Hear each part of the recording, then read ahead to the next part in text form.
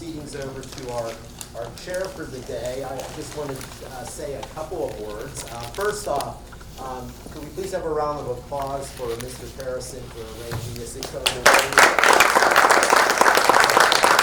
we did that meeting up at Christopher Newport campus, and I think the more we can get out and get to see different parts of the region, I just think that's tremendous. So thank you so much, and what a great tour. And if you haven't seen the main performing venue, I recommend you take a peek. Our brochures are here with you, so please.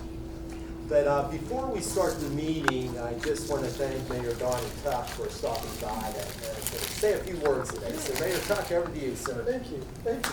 Good afternoon. Good afternoon, everyone. I am excited.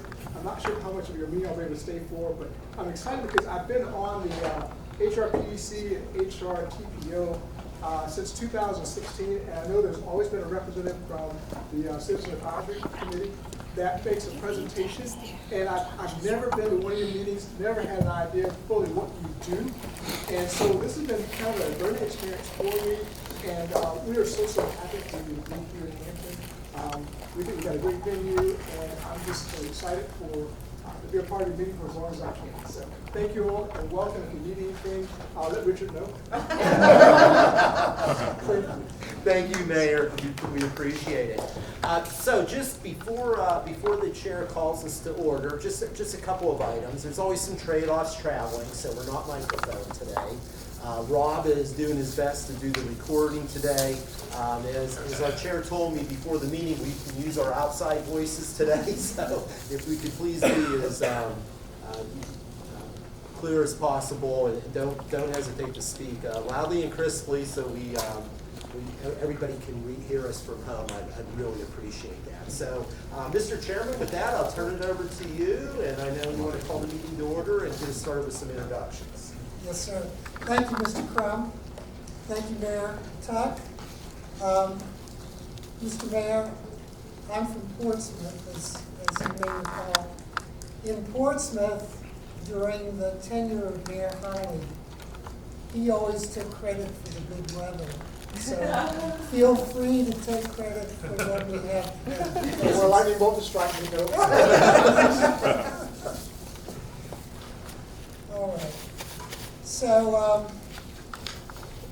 I call this meeting to order. I'm so happy to see all of you, long-timers, newcomers, and everybody in between.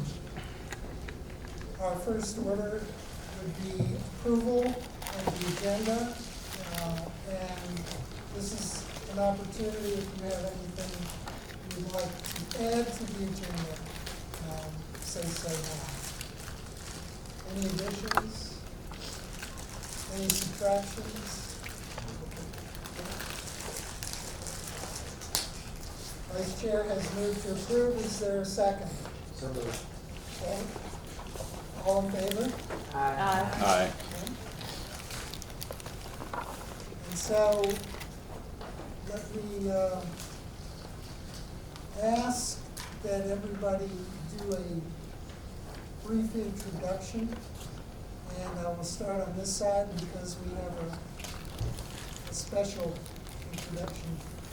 Very good. So several new people at the table today. Welcome. And we thought it just might be nice just to go around and do quick introductions. We have some new CAC appointments with us today. But first off, my name is Bob Crum, Executive Director of Hampton Roads Planning District Commission and the Hampton Roads Transportation Planning Organization. I'm incredibly excited to introduce to my right our new Diversity, Equity, and Inclusion Liaison for the HRPDC and the HRTPO, Mr. Kwame Warren. And I will just say how incredibly excited I am to have Quan join our team. I think you're all going to really enjoy working with him. He is going to do a lot of observing and listening today, but will eventually evolve into your point person and your staff person for this community advisory committee. So, Quan, why don't I let you introduce yourself? Well, good afternoon, everyone. So excited to be here. As Bob mentioned, I am our DEI liaison for HRPDC and HRTPO. I'm very excited to learn about just what the CAC has been doing and is doing I think it's very important that we remain engaged in what is occurring in our communities and that we represent what our communities want as we proceed with projects and improvements. And so very excited to be here. I look forward to collaborating with each of you. Please do not be afraid to reach out if there are any questions or concerns that you might have, or if you'd like to just be able to collaborate in the future. So thank you.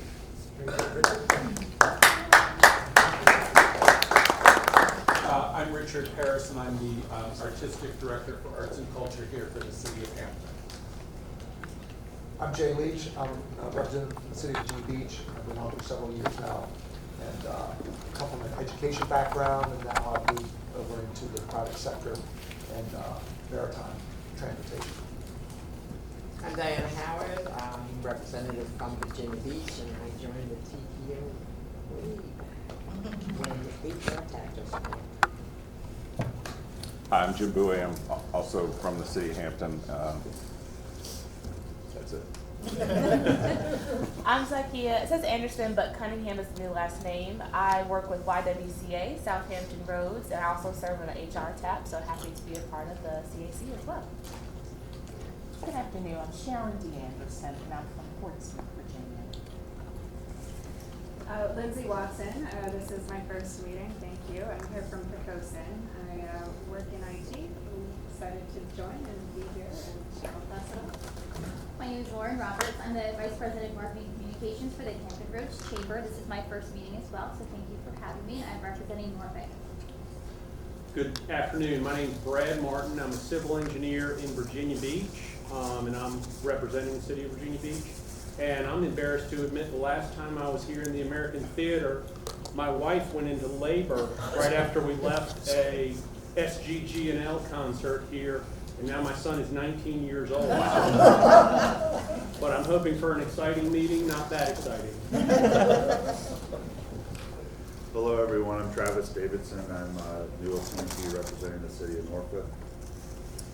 I'm Frank Petrucci, real estate broker I live in Newport News, and I think 19 years ago, this used to be the Lee Adult Theater. We'll talk about that later.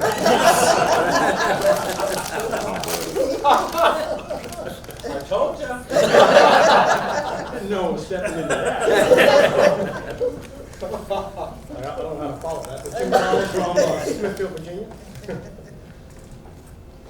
Mitzi Crystal from VDOT, Hampton Roads District. Good afternoon. Troy Lindsay, Dominion Energy, Manager of External Government Affairs. Good afternoon. Crystal Wright. I'm External Affairs Manager with Dominion Energy, and I cover the Virginia Peninsula area. Nick Wolf, I work for the HRTPO. Bud Curtis, I'm from the city of Newport News, and I work in the city of Newport News as an engineer. Pavitra Parthasarathi, HRTPO. Matt Klopais, HRTPO, HRPDC. Rob Cofield, HRTPO, HRPDC. Thank you. Back to you, Mr. Thank Chairman. you, everybody. I'm Mark Abdul-Bukowski. I'm the chair. As I mentioned, I'm a citizen and an activist in the city of Portsmouth. So I'm excited to have everybody here. I'm excited to be able to do the official things that we need to do. And let's move on with that. Have any public comments come? They have not. Would anybody in the audience like to address our community advisory? I see none, sir. I'd recommend we move on to the next item. Okay. Summary minutes. We have minutes from the meeting of October 19th, 2022 and December 8th, 2022. They were attached with your agenda packages. I hope that everybody has had a chance to review them, and I would welcome a motion to approve. So.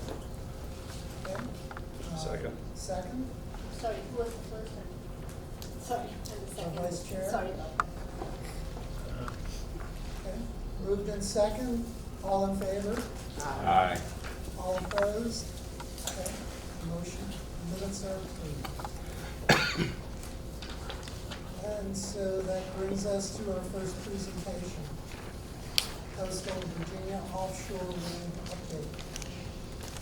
So, sir, if I may just quickly introduce this before I turn it over to our guests. So, the CAC members will recall that the last couple meetings ago, there was a request from our Community Advisory Committee to receive a briefing on all the things happening around offshore wind.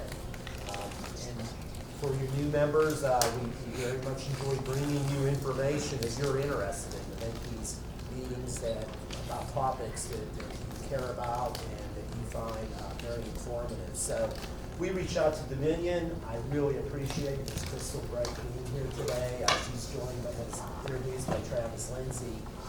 So Crystal, look forward to hearing your overview. I will say that because our screen's a little smaller today, you have a copy of Crystal's PowerPoint in front of you, so you'll be able to look at it here, also page through and make your notes. Okay, so Crystal, why don't I turn it over to you? First of all, thank you both. I know you've got busy schedules and really appreciate you spending time with us. Thank you for inviting us. We appreciate you giving us the platform to talk to your members here. So I'm going to be seated if that's okay. I can stand if you want me to, either way. But I also gave you 2 handouts as well that gives you a nice overview of the project. So I'm going to talk about Dominion Energy's Coastal Virginia offshore wind, and we, like the government, the military, love acronyms, so you'll probably hear me say CVOW a lot, so that's what that stands for.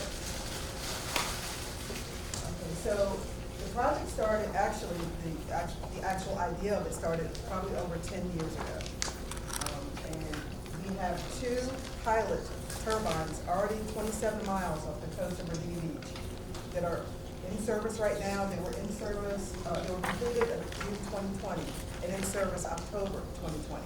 And they're now powering about 3,000 homes and businesses currently, and over projecting what we had anticipated if they were going to do as far as an output. So we're very pleased with that. And because of this pilot program, we decided to go for the commercial side of the project, which will be installing 176 additional turbines out, again, 27 miles off the coast of Virginia Beach in federal waters.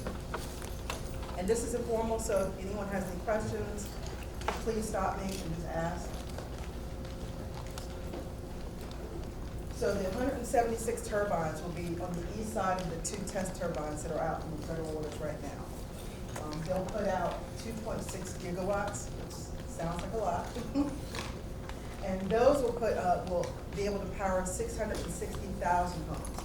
Currently, Dominion Energy, we provide power to 2.7 million customers. So public matter, about 1/3, maybe more. The project is scheduled to be fully completed 2026. Excuse me. Yes. Is that homes in Hampton Roads, or we're looking beyond Hampton Roads in terms of the number of homes that you can power? It will be homes that are, well, homes and businesses on our grid, that we service in our grid. So we provide power to a grid. Okay. And it can go up the coast and down the coast. So, yeah, I mean, essentially, yes, it will be Hampton Roads and North Carolina, but yeah, we provide power to the grid.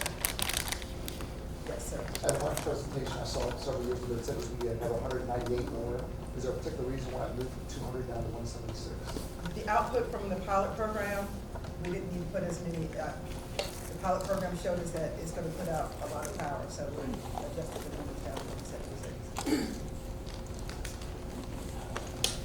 So right now the route, and you have it in your handout as well, but like I said, it's 27 miles off the coast.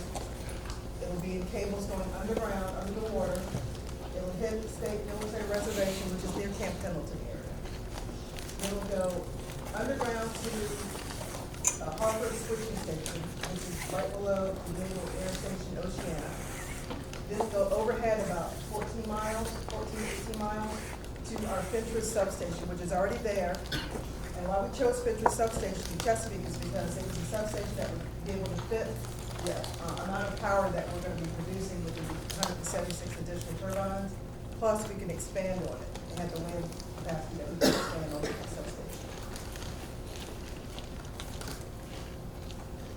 So, a lot of acronyms, but these are the companies that are currently helping to support our offshore wind project. We need to go to Siemens Gamesa to help with the actual turbines, another company for the monopiles, which are the poles that go in the ground, transition pieces, the offshore substation, and the transport and install station. And then once it gets on land, the New Energies can take over the rest as far as building the sinking station and the additional substation. So, as I mentioned earlier, we're in service 2020. We're on schedule. I don't know if anyone listened to our earnings call yesterday with our CEO, Bob Bloom. He mentioned our offshore wind project and mentioned that it is on track, it's on schedule. Right now, we're at the point of a decision by BOEM, which is the Bureau of Ocean Energy Management. And they have been instrumental in helping us secure permits in the federal waters for this project. So again, we're hoping to have everything completed by late 2026. The project lifespan is 30 years. So this is what a monopile looks like. You can see the tiny people down there and how big those are. So the length of them is approximately 270 feet. Diameter is approximately 25 feet around, and weight is 1,900 tons. So a lot of equipment. And this is what, if you really want to get into the weeds, this is what the monopile looks like. And the equipment used to actually set it kind of reminds me of the equipment that we're using to do the HRTPO expansion. So they'll have a crew that goes out there that actually sets the monopiles, all the equipment in order to create the turbines. So if you want to put it in perspective, one of those blades for the turbines is about as long as a football field. The turbines that are out there right now, the pilot ones, are as tall as the Washington Monument, or if you go to Virginia Beach or from Virginia Beach, they're also as tall as the Westin Hotel down there at Tower Center. The new turbines that we'll put out there, the 176, they'll be 200 feet taller, so they'll be 800 feet tall, as opposed to 600 feet. So we'll have a sea valve operations center at Lambert's Point, Norfolk. We'll have a vessel, what I like to call the waterway Uber. It'll be the transfer vessel. There'll be a crew that actually works on a vessel that will be, tethered off to our wind turbines. And they'll be on there for 2 weeks on, 2 weeks off. Be able to walk that little bridge over to the turbine to work.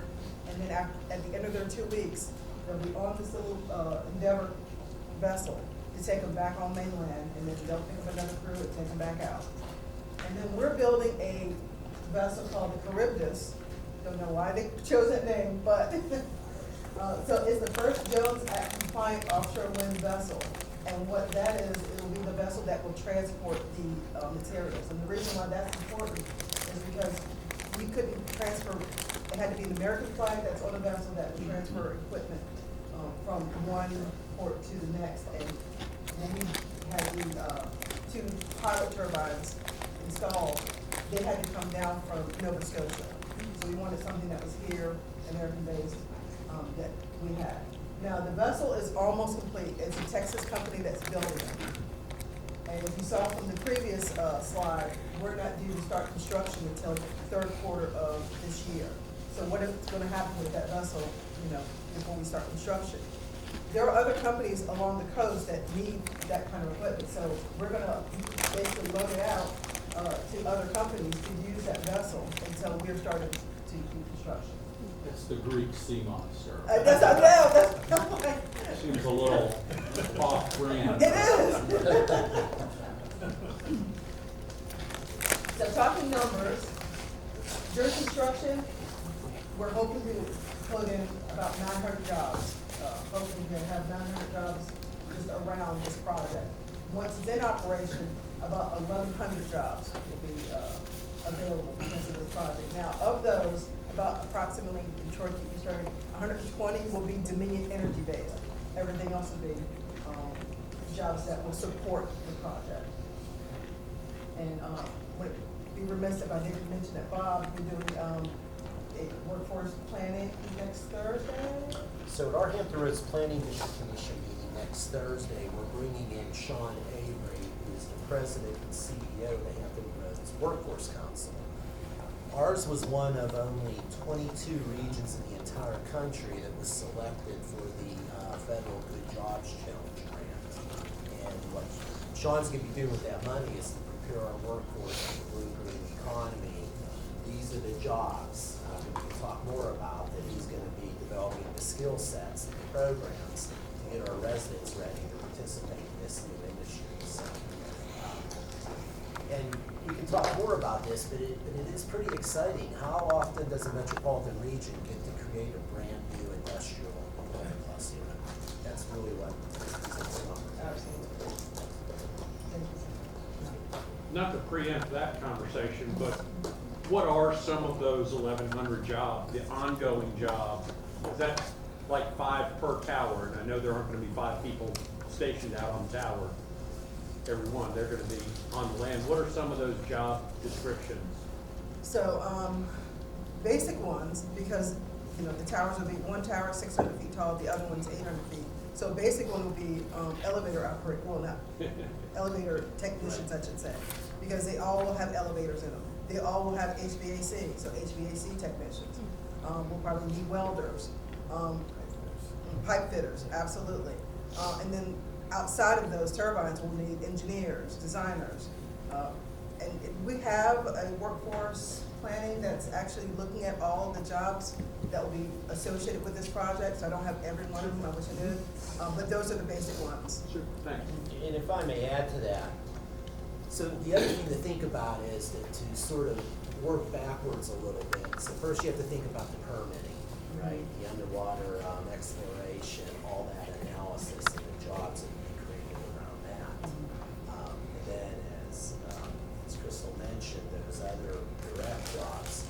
But I can tell you that Hampton Roads right now is in competition for a blade manufacturing facility, right? And the goal is that maybe Portsmouth Marine Terminal might be a good spot for that. If we can be the place where those components are manufactured, that's a game changer, right? And I think that creates, Mr. Chairman, I apologize, the hands are going up. So I'm going to turn it back over to you to moderate that, sir. That was one of my questions. Where are these towers and blades being manufactured? Are there any physically here other than the ones that are already operational? So at the Where are general, they coming from? if I may, sir, at the General Assembly, our region, the regional partners weighed in positively on a bill that's advancing through that would place priority on Virginia generated manufactured components and parts to support this facility. The idea is we really think we can make these things here, and that's the jobs play for us. The other thing that follow up on what Crystal said, if you think of all these other ports up and down the East Coast, you know, our bridge tunnels are a curse, but now they're a blessing. That's right. We don't have any vertical obstruction, so you know we have the tunnels and we move big ships and big things through them all the time. This appears to pair up very nicely. Crystal talked with you about what proposal off the coast of Virginia. There's another proposal for wind turbines off the coast of North Carolina and an even larger area further north up the East Coast. We could be that supply chain that supports all of that off the East Coast, and that we could be turning into jobs in a really exciting age. Absolutely. Ms. Anderson? Yeah, my question to that, we talked about even like the workforce council and also getting jobs and education to the community, but I'm also thinking, does Dominion Energy, do you all have maybe a youth education liaison or someone working in that field that's really talking to maybe 6th, 7th, and 8th graders about what opportunities are coming up for them as well? Or I guess that question might be to Bob as well, of what kind of initiatives are starting now to kind of get people that are in middle school, high school, or early on interested in these different fields for, because this is 30 years, this project alone, right? This is like a career for them, it could be, if they start young enough. So just wondering about that. So when we did our initial outreach, and Troy can talk to this as well, but when we did our initial outreach, it was when I started in 2019, 2020, we were talking to everyone. Besides the workforce council, we were also talking to schools. Both trade schools, technical schools, colleges, community colleges. So yeah, this has been a conversation that we've been having a lot. Now, because we're still, I mean, it's 2026 that we're expecting this to go into production and to be, fully operational. So yeah, we are talking to middle school and high schoolers about this project, but since we're kind of so far off, it's kind of hard to like create curriculums for it just yet. Okay, yeah, that's a good point. But all the CTE programs and all the local high schools have been on. Because you're Like the certainly, Hampton Academy. this is not gonna be a 4-year, I need a 4-year degree, you can get a certificate. And do this. Start working on it. Awesome. Thank you. I was just going to parallel what Joel was saying. Joel Rubin is their, one of the point people in doing so. I've talked to him for the last couple of years. He has actually been out reaching out to certain high school groups, environmental groups. If you saw last year at the oceanfront Virginia Beach with the light show, they had a special turbine set up out there, and he's got a little thing called Wednesdays. Yes, yes, we have fans at one of our. Yeah, so I'd encourage you to go on and get on that list, and you'll see everything that they're doing to help educate and to not just children in school, but also fishermen, the environmentalists, and everything else. And so they've been doing a really good job. Yes. This is really tremendous since I've heard about this, and it's also exciting to know that they don't kill all the birds and they don't cause cancer. But that said, 30-year lifespan. So I'm sure you've looked forward to 2056. What happens in 30 years when they reach their end of lifespan, and either are they dismantled and taken away and replaced? I mean, we're obviously, Dominion has no plans to leave 176 rusting windmills 27 miles off the coast. Right. What happens in 2056? That is a great question. Well, as the technology progresses and we don't know where it'll be, at that point in time, I mean, certainly it's 176 today, but you may start taking them up as the technology, gets better and better. You won't need as many to put out as much energy as you do now. So there would be a plan to dismantle them and bring them back in? Absolutely. What about aquatic life? There was a report from the Federal Bureau of Ocean Energy that said it threatens whales. So we're aware of the right whale. They migrate 2 times a year. So during construction, the crews will stop construction completely while they migrate. And when they migrate back, we'll stop completely.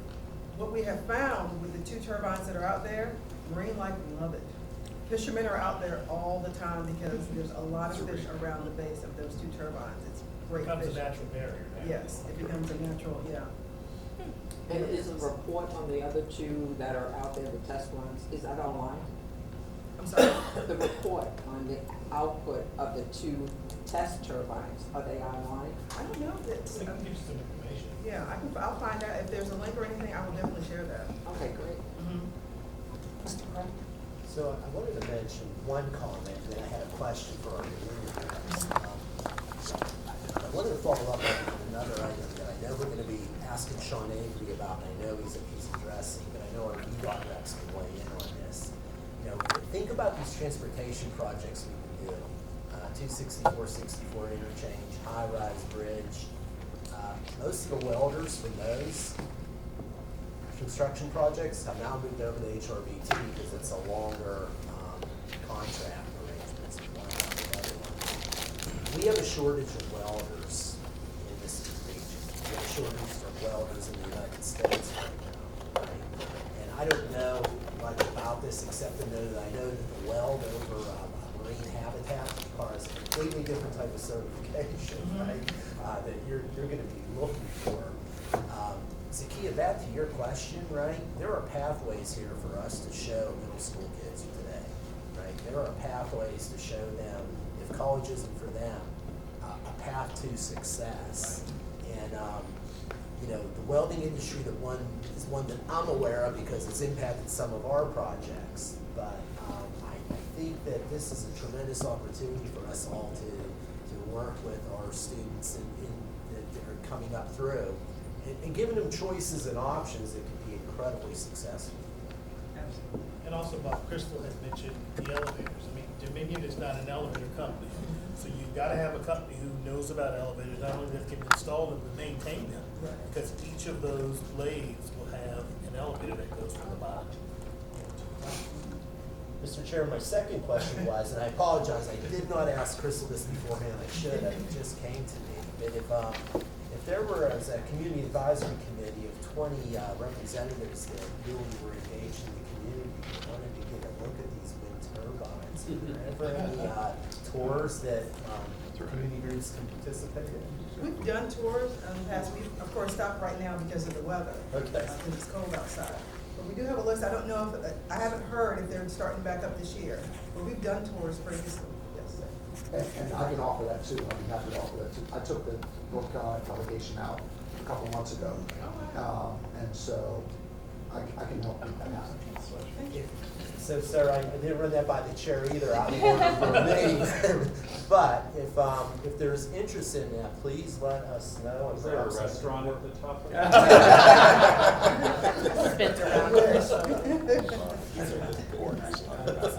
If we just want a tour, I did see by water a year and a half ago that boat, the Uber, or whatever it is. It was pretty interesting to see. That would be interesting if we could all get out and tell us what we're looking at, because that was a very interesting looking vessel. I don't know how big it is, I don't remember how big it is, but it'd be interesting to see that. Yes. So I have a question of my own, and this is really some extended thinking regarding the war in Ukraine. I've been amazed at the role that drones have played in that war. And it occurs to me that offshore infrastructure like this could be susceptible to sabotage or destruction by drone activity.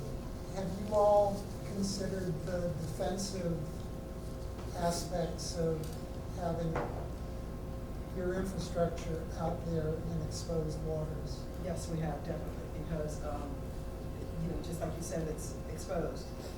So there are safety measures there are safety measures out there. There were some safety measures we wanted to add, and the Coast Guard said, can't do that.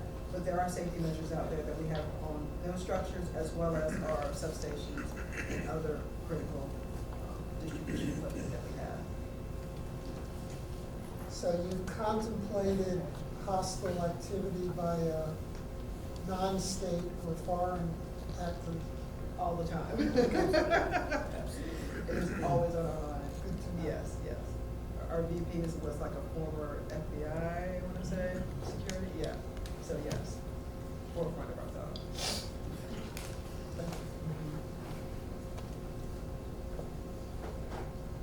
Other questions? Just kidding. Other questions? Yes, ma'am. How much is this gonna cost the taxpayers now? How much the bill for the actual project is? Yeah. $9 billion, I think it was the last figure that I heard. And what is gonna be in our energy bills monthly? I think the last figure that I heard was like $4.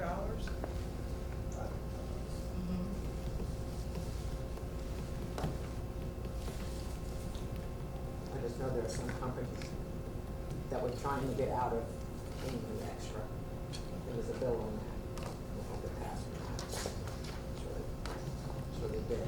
They want to exempt everybody, but those of us that, ratepayers. In terms of costs, and that's obviously something that's important to all of us, Dominion, and not to butter you up or anything, but Dominion really got on this effort before there was even proof of concept. Dominion leased this land or this area for this purpose well before anything. what did Dominion pay for this lease, and what would that be worth today, just in terms of the ability to do a project like this? Great question. 2 years ago, when we started the thought process of this, we leased that area for $1 million. Sounds like a whole lot of money. Now, there's other companies doing the same thing, leasing the same amount of property that we did out in water.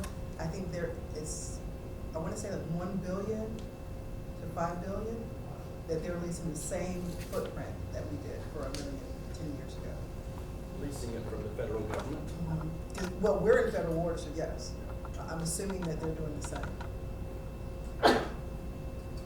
Bless you.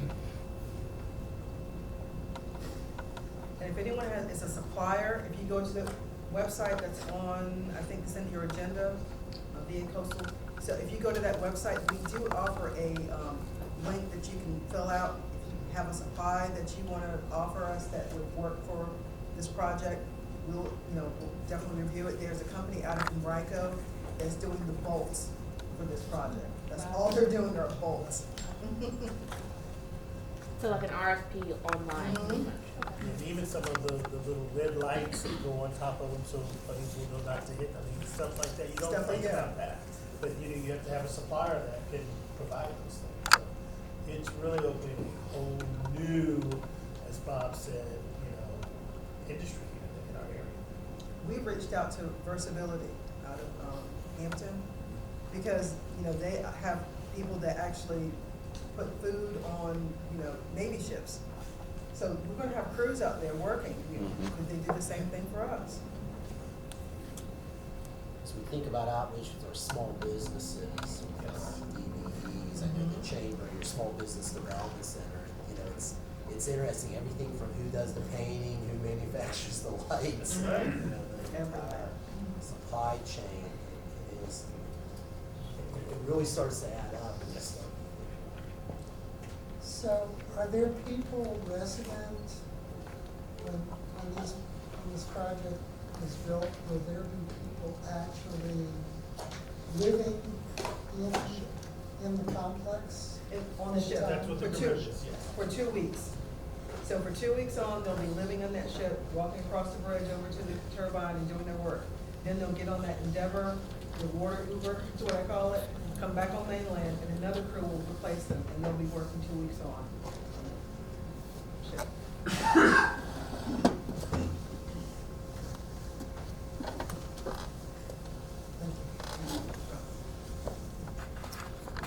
Okay, last call for questions. What was the website for this? And it was Coastal VA Win, I think it's on page 2, yes, page 2, under number 6.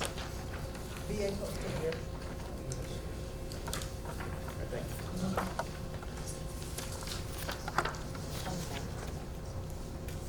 Thank you very much for letting me presentation. Thank you for having me.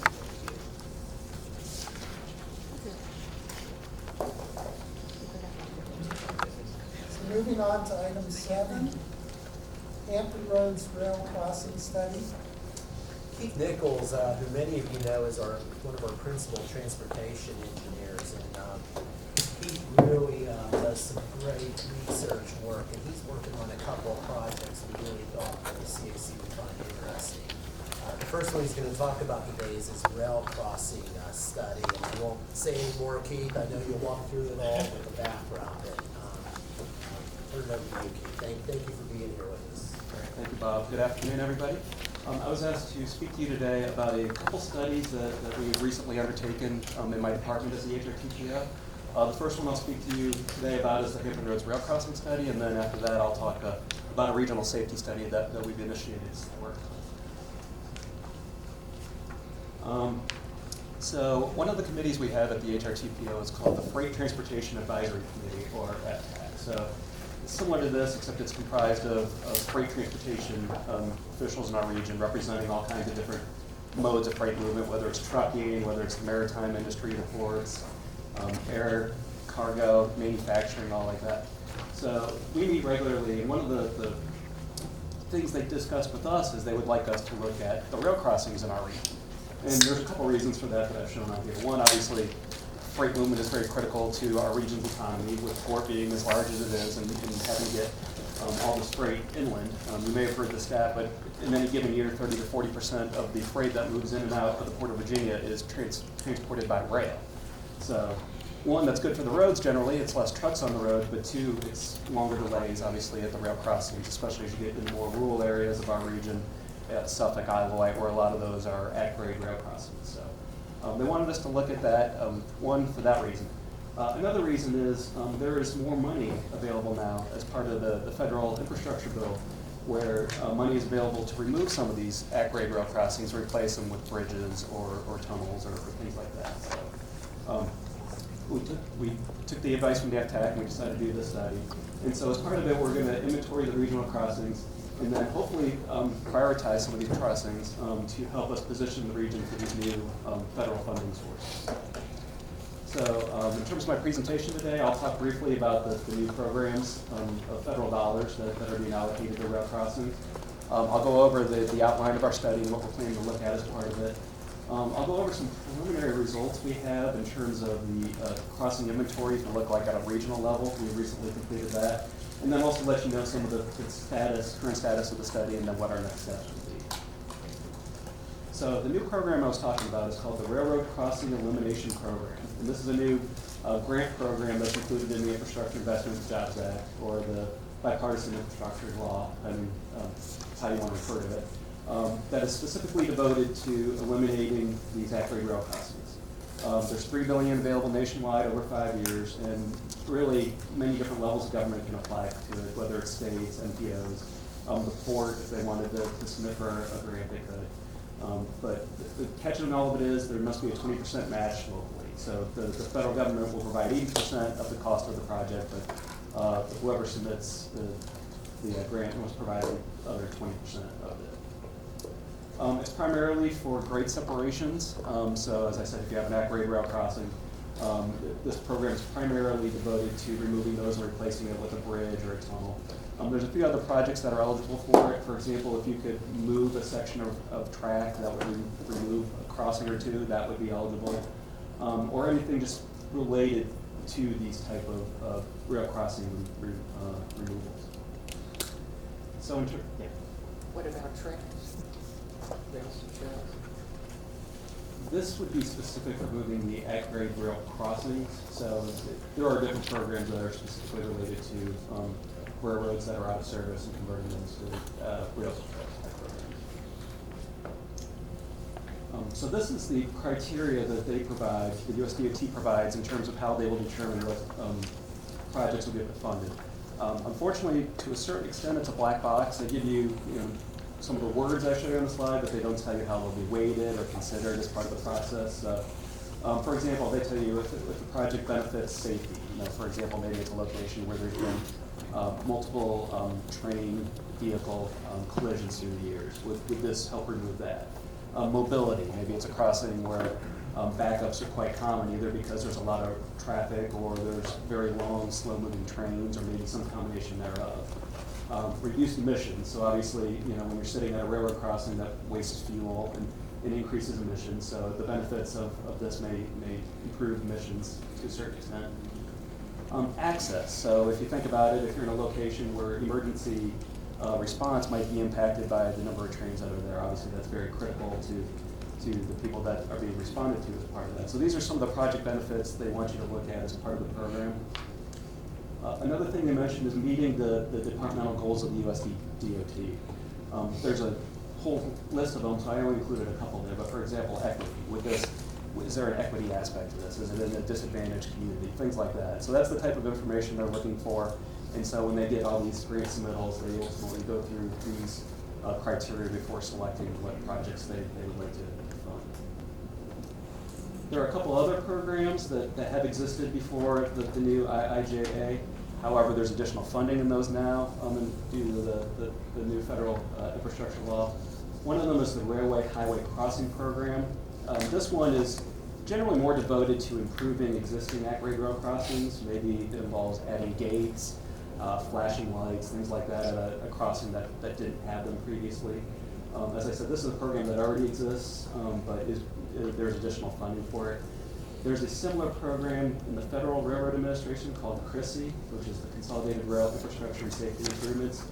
These two programs are very similar, but one is operated under the Federal Highway Administration and one is operated under the Federal Railroad Administration. So these are additional possibilities of looking for additional federal dollars to come to our region to improve some of our crossings. So with that, I wanted to move on to what we are planning to look at as part of this study. Obviously, we'll go over the federal funding programs that I mentioned on the last few slides. We'll look at on a regional level at the regional crossings, railroad crossings that we have throughout the region. So I'll go over some of this information. This is the preliminary analysis that we've completed to this point. So I'll show you like the number of crossings we have in our region, how many of them are currently at grade versus already have bridges, for example. How many are located in each city, how many are maintained by each railroad, and then also looking just at the number of crashes on a regional level that happen each year between trains and either vehicles or pedestrians, and how that's changed since the start of the new century. We're also going into detail on each and every railroad crossing that's in our region. So doing a research scan and looking through some of the databases, this is some information that we're pretty sure we can get for each and every railroad crossing. A lot of it is just very specific information. What type of equipment is currently at that crossing? Does it have gates? Does it have flashing lights? Is it connected to a traffic signal adjacent to it that might be preempted when trains are there? That type of information. So we'll provide that for each of the crossings we have. Where is it located? Who maintains it? Is there a bridge there currently, or is it at grade? Is it publicly owned or privately owned, which I'll go into a little bit more toward the end of my presentation. How many trains cross each day? That information is available. We don't know how long those blockages occur necessarily, but we may know that a certain crossing in Suffolk has 8 trains that cross it each day. That information is available, so we will include that. We also know the average travel speeds that occur on at each of those crossings and the speed limit of those locations. Traffic volumes, how many people use this crossing each day. For those that are bridges, some of them are very old, especially as you get to more rural areas. I have a couple pictures later on where you see some of that. And also some may be very, have vertical clearance challenges. Maybe the clearance is only 8 foot, so trucks couldn't use it. Even if it's a rural roadway, maybe some of these are issues for, once again, emergency response, and fire trucks fit under these crossings. So we'll include that information for each crossing. The number of crashes that occurred at each crossing over the last 21 years. So we'll know which crossings are the most hazardous in our region. And also, as I mentioned, equity is one of the concerns that the USDOT is looking for as part of the grant. So we'll simply include at each crossing as a part of a USDOT disadvantaged area as defined by the census. So that's the type of information that we know we can obtain for each of these crossings. As we get further into it, if we find other information that we can add that will be helpful to the study, obviously we'll include that as well. As part of the study, we also want to look at projects. So what ones have been recently completed, whether it's rail crossing eliminations. Just to give an example, the northern section of Norfolk International Terminals on Hampton Boulevard, one of those rail crossings was replaced not quite a decade ago, I guess, probably 6 to 8 years ago. With a bridge that goes over Hampton Boulevard. So we'll document that project and talk about the benefits of that. And then the other rail crossing improvements that have occurred recently in our region. We do have a couple that are currently funded in our region. Just to give an example, Mansfield Road near Wilroy Road in Suffolk. That project is funded and I believe has just recently started, so we'll discuss that one. And we also have, I think, 4 of these type projects included in our current long-range transportation plan, so we'll include that. And finally, we want to wrap up with prioritization. So which of these crossings in our region do we think makes the most sense to go after these federal funds? Which ones, based on the factors I showed you before, how do we prioritize that information and determine, yes, this crossing is probably the most likely to get federal dollars. Let's try to submit this one. And then once we do have a prioritized list, we'll do summaries, like 1-page glossy summaries that we can provide to localities or as part of grant requests, things like that in a nice way shows all the information that I'm showing here and why we think it's a top priority for receiving federal money. One other thing that was brought to our attention as we were doing the study outline on this is there's a big concern among a lot of people in our region in terms of those areas throughout Hampton Roads where they only have one access in and out of their neighborhood or in and out of their commercial area, and it crosses a railroad track. I know there's a few locations in Chesapeake and Portsmouth in that area. This example I show you on here is in Suffolk. I think just south of the driver community. I can't remember the street name off the top of my head. But there are many areas in our region, unfortunately, where this is a situation. So if you think about it, if there's a train that's going really slow across that, and there's an emergency response and fire trucks or emergency vehicles can't cross it, obviously that is a really big issue for the people in that neighborhood. Or what if there's a derailment, for example, that happens at that location? Just think of the impacts it would take to those people while that the derailment is taken care of. So we want to specifically call out these locations, go throughout the region, work with our locality partners, see if we can inventory every single one of these locations throughout the region, and then provide some information. How many residences, for example, are impacted by it, or how many commercial establishments, how many people maybe, things like that. Same information I showed you before, how many trains occur or cross a day, how many vehicles, things like that. So that type of information is what we want to look at and highlight for each of these locations that we see. Are you looking at Norfolk's light rail? Because I know of a neighborhood that's coming to mind that I believe fits this criteria. Yep, and I'll show you on the inventory when we get to the end. We do include the light rail crossings as part of this study. Yes. Now, the programs that I showed you previously really are more devoted to freight. I don't think light rail qualifies for some of those. A lot of that is Federal Transit Administration type programs. But we are including the inventory of every single one of those light rail crossings and any impacts caused by them. Thank you. And when you say freight, is that passenger able freight, or is that just freight only? I.e., Amtrak is traveling on the same line as the freight. Correct. A lot of these Amtrak would be traveling on the same line. So yes, when I mentioned all these federal programs, it would apply for those too. Since Amtrak is using freight rail lines, they would apply as well. All right, so with that, I do want to wrap up just by going over some of the information that we've seen so far on a regional level. So in terms of the total roadway crossings in our region, 673. So if you'd asked me before the study just to pick a number out of my head, I would not have gotten that high, to be honest. I would probably have been about half of that maybe, but yes, it's actually 617 total crossings in Hampton Roads. These are currently active too, so if you think about like Virginia Beach, Town Center area, Independence Boulevard, that crossing, that is not included. These are only ones that are currently active at this point. That's a bigger number than I would guess. So drilling down a little further, there's 472 of those, or roughly 3/4 that are at grade, where you have to cross, where trains and vehicles cross at the same grade. So in terms of grade separated at bridges, there's currently about 145 or 24%. As this picture shows you, a one out in the rural areas here, some of them are very, very aged. I believe this one is in Suffolk, as I recall. So we will still look at those as part of the study, but obviously when you look at federal programs, it's looking at these at-grade crossings in particular. So, yeah. Can you explain at grade and grade separated a little bit more? I wanted to do that at the beginning. I'm not sure if I quite did that. I missed it completely. I'll be honest. So I'll start with grade separated. That's one where there's a bridge or a tunnel, so vehicles can travel freely under the railroad or over the railroad. Okay. When you're at grade, the vehicle and the railroad cross at the same point. So if there's a train crossing, the car has to stop. Okay. So that's grade separated, like I said, or that's at grade, and then grade separated is what you want, where there's no conflict between the two. Makes a lot of sense. Thank you so much. And left a note to myself to make sure to describe that. But sorry, I didn't quite do it clearly enough. So. Now moving on to those that are public versus those that are privately owned. So about 2 out of every 3 at-grade crossings in our region are open to the public or publicly owned. So those are ones that you would just typically drive across and not think anything of it. The private ones, those may be either an entrance to a company, they could be a private driveway, things like that. Anything where the road is not owned by either a city or VDOT.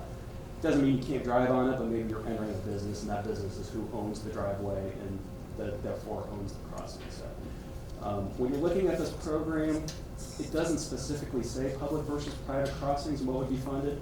I have a sneaky suspicion public ones would be what are mostly funded, because the people who are making the requests for these projects are gonna be general cities or some sort of public entity. It's not gonna be this company that's down here in the bottom right that owns that crossing. They're not eligible to apply. So my guess is the ones at the top right will be most likely to receive these federal funds. Tough to see here. You can see it on your slide if you'd like, but we've broken it down by jurisdiction just to see where these are located, and then also the number in each city that are either at grade or grade separated, or public and private. City of Chesapeake actually has the most in the region, 122 total grade crossings in the city of Chesapeake. Norfolk is just behind that at 117, and then Suffolk is third with 94 crossings. I was wondering, since it says here that Virginia Beach has 9 and it doesn't include the Norfolk Southern right-of-way. So if you go up toward Little Creek Amphibious Base and Shore Drive area, there's what's called the Buckingham Branch Railway. It used to be a train that you would take a barge across to the eastern shore. That barge isn't run anymore, but that rail is still active.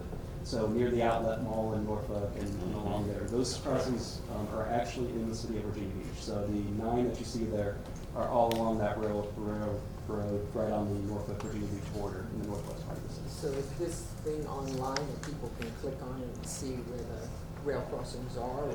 They will be as we get further along in the study, yes. I must say the data that we dug through to produce this is very difficult to navigate. Unfortunately, we had to spend some time cleaning it up. There were railroads that said they were active that weren't. There were ones in the wrong location. So we had created the inventory. We will create a tool where you can online look at it and click on them, but we have not done that yet. Another thing we looked at is who owns these railroads, what railroads use them. The 2 major railroads that serve our region are Norfolk Southern and CSX. They're the ones that provide a lot of the freight to and from the port, a lot of the coal facilities you see on the water. Those are either Norfolk Southern or CSX. So those are the 2 what we call Class 1, which are the largest railroads that you see in our region. And they're about evenly split. 227 of them are Norfolk Southern, 210 are CSX. However, that's only just over 70% of the crossings in our region. If you look at the other 30%, they belong to smaller, what we call short line railroads. They're the ones generally that kind of do what we call the last mile service. So they would take freight from Norfolk Southern or CSX and then take it, to example, to the Virginia International Gateway facility that the port runs in Portsmouth. That actually is connected by the Commonwealth Railway, not CSX or Norfolk Southern. So the freight comes in, if it's coming down 460, for example, it comes from Norfolk Southern, goes into the city of Suffolk, and then it actually switches to the yellow Commonwealth Railway line that you see there, travels through Suffolk along the western, I-64 and the western freeway and the median, and it accesses the port that way. Those are a short line railroad, Commonwealth Railway. So that's something I don't think that's commonly known. It's kind of off-line. You see a Norfolk Southern train on it, well, it's owned by Norfolk Southern. Not necessarily the case. So about 30% of them in our region are these short line ones, whether it's the Norfolk Portsmouth Belt Line. They provide a lot of the service to Norfolk International Terminals. Commonwealth Railway, as I explained, is primarily the western side of our region and the port in Portsmouth. The Buckingham Branch, that's the one I mentioned earlier, that used to provide service to the eastern shore, that goes through parts of Norfolk and into Virginia Beach. Down in Chesapeake, going down to North Carolina, if you go through Greenbrier, that's the Chesapeake and Albemarle Railroad, and they have 25 crossings.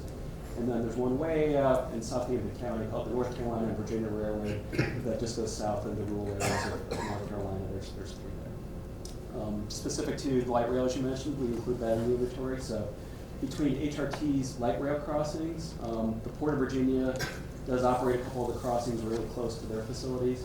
And then actually the Department of Defense has some crossings. So particularly up like by the weapons station, if you cross the railroad tracks up by there, those are owned and operated by the Department of Defense, not any specific railroad. So you combine all the other and you get to about 6%. And these are, anything you see on here, we are looking at in more detail as part of our study.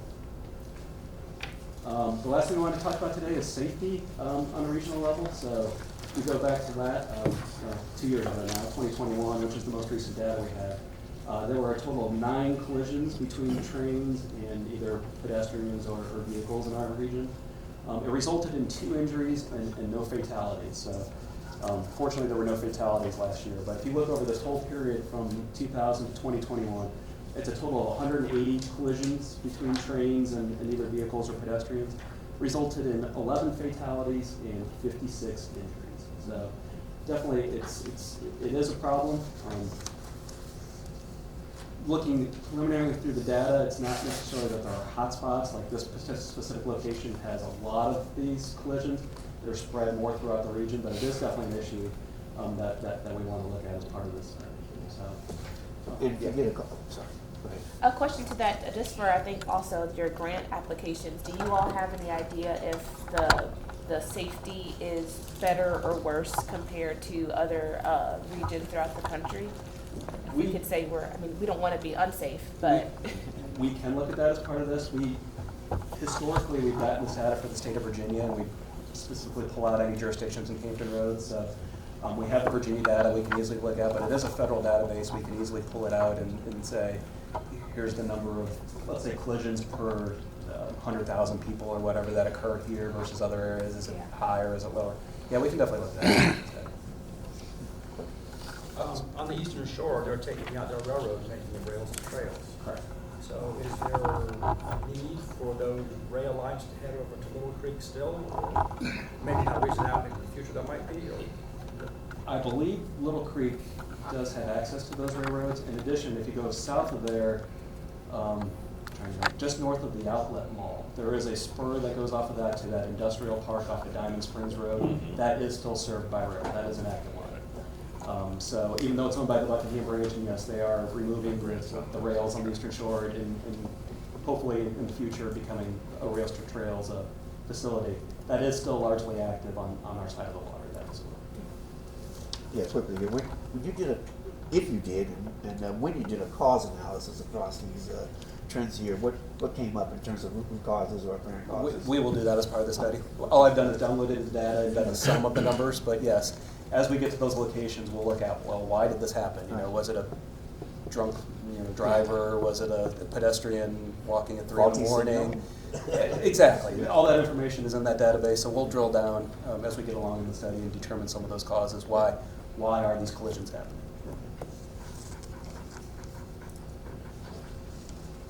So how large of a pot of money are we looking at in terms of being able to get federal support for these changes? So I believe, I had it on the first slide, I want to say it was $3 billion over 5 years? Yeah, $3 billion over 5 years specific for that program. Now that's not including the other two programs I talked about, the Railway Highway Crossing Program or the one that Federal Railroad. We'll have that in the study. I don't know the number off the top of my head. So it's not a huge pot of money. It's very competitive, I'm sure. That's for the country as a whole. That is for the country as a whole.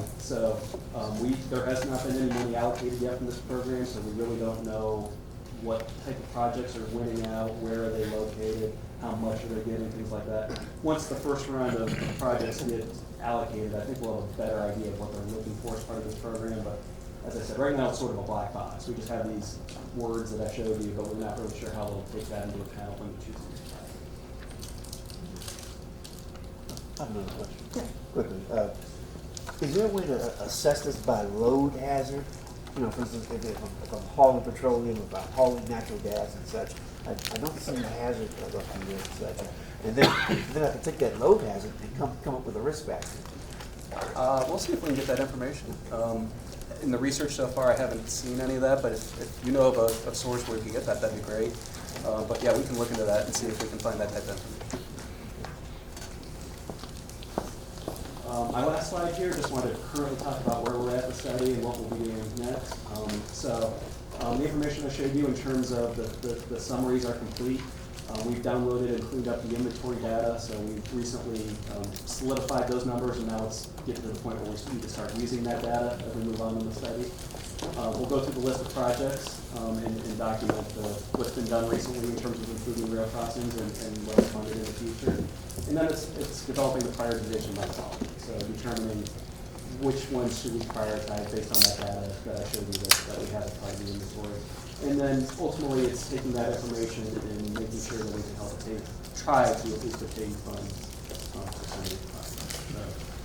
So With that, that's everything I have for this study. If there are any more questions, I'd be happy to answer. So, are there any additional questions?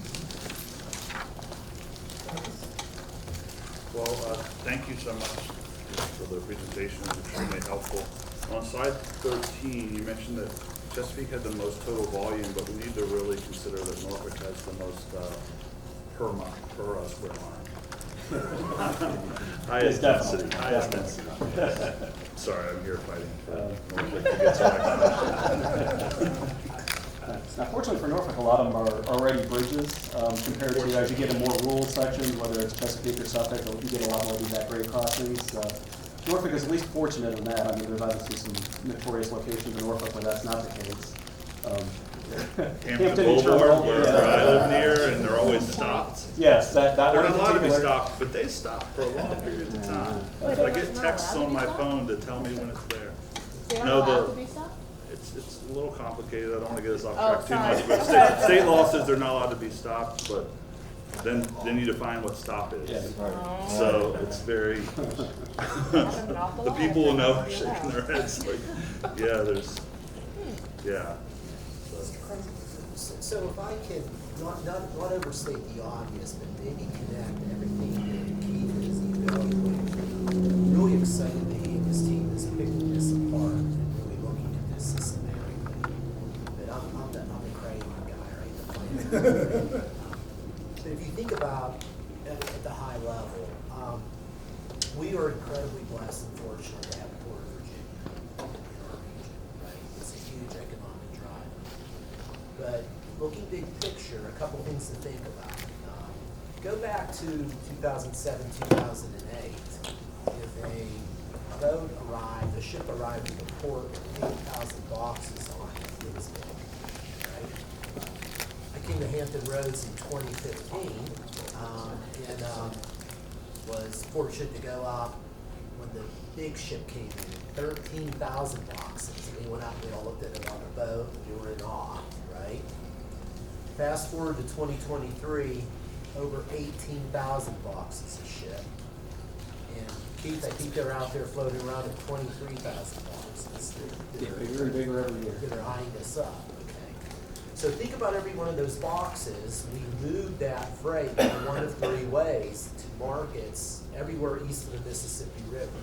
We either take it up on a barge up the James River, and we take it up to the Richmond port, distribute it from there, or we send it out via truck, or we send it out via rail.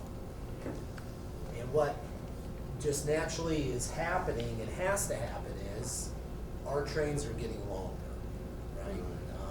There's more boxes to be moved, and we're about to have many more boxes to be moved because of the success of the port. And that's where these conflicts that he's talking about are starting to come into play.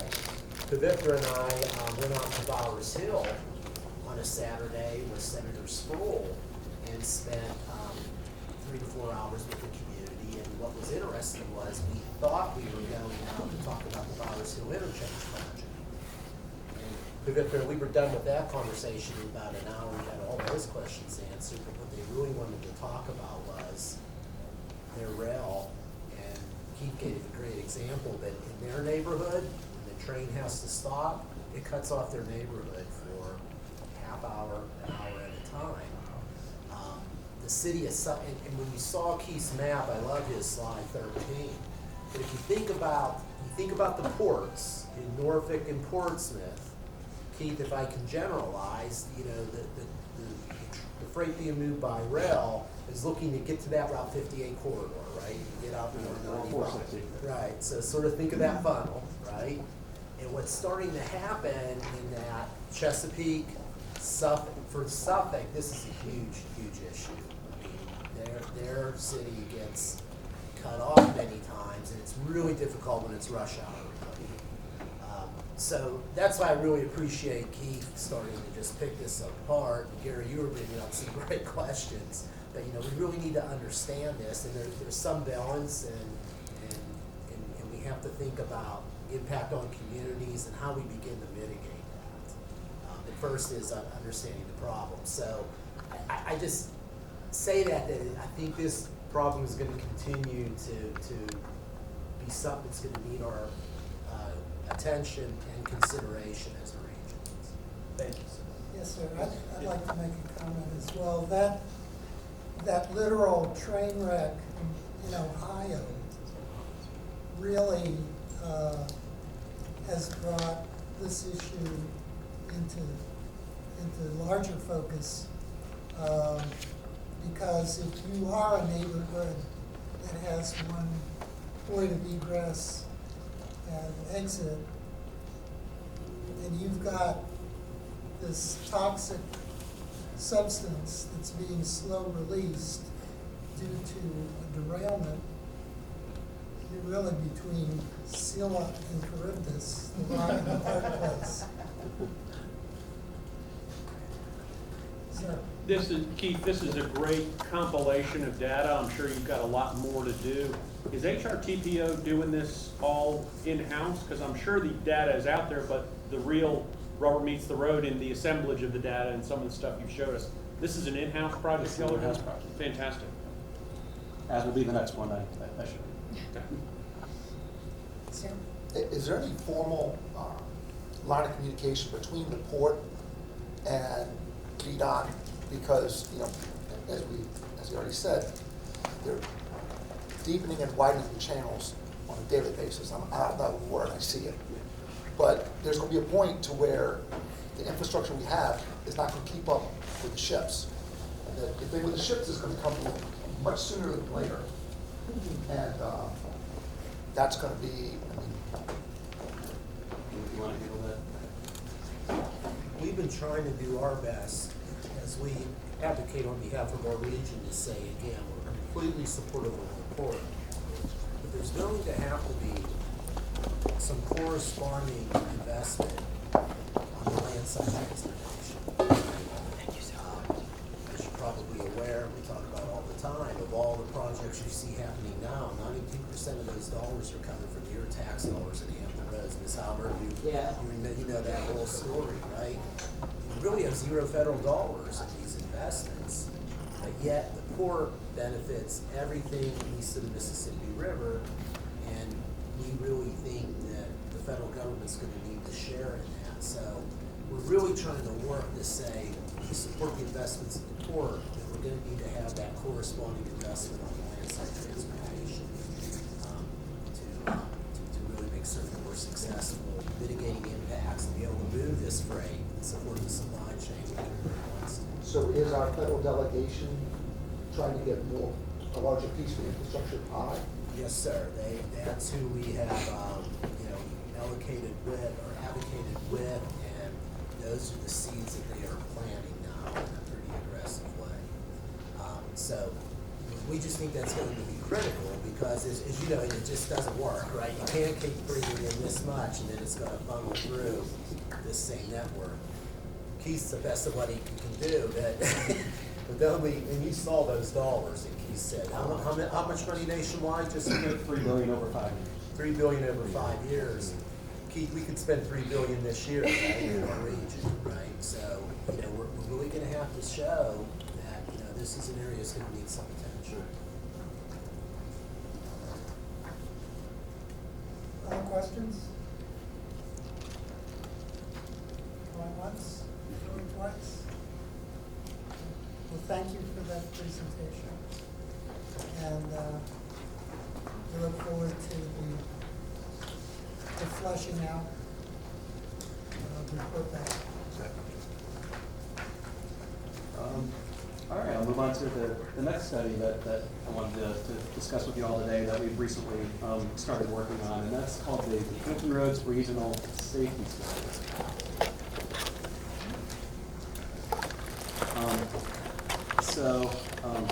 Obviously the HRTPO, we look at various modes of transportation. Obviously, you just saw looking at grade rail crossings or railroad transportation. We look at congestion, we look at public transportation, we look at bicycling, walking. But one of the modes that we definitely have to look at throughout our entire transportation planning process is safety.